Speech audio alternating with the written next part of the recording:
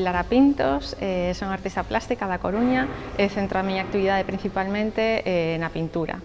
Neste caso, fun convidada ao CITEC para facer un mural. Este sería o panel máis grande, representamos a Torre de Auga de Monte Alto. Aquí representaríanse os depósitos de bens.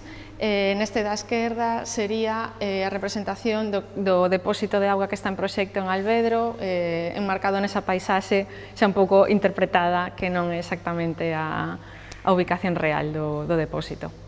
Foi diferente para min polo feito do formato de ser unha pintura moitísimo máis grande e polo feito de traballar en grises cando normalmente traballo toda a cor.